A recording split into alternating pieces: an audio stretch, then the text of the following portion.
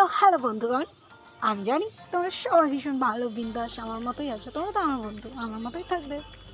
At first সকলকে অষ্টমীর অনেক অনেক শুভেচ্ছা। এটা ছিল অষ্টমী।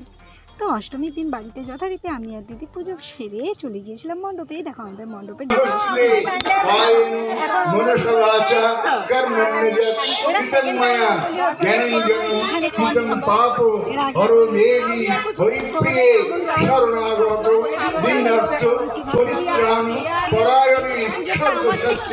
হরে দেবী নারায়ণী নমস্তে নমো ব্রহ্ম। সত্যি কথা বলতে পুজো কটা দিন না এইভাবে না কাটালে আমার যেন মনেই হয় না পুজো হয়েছে।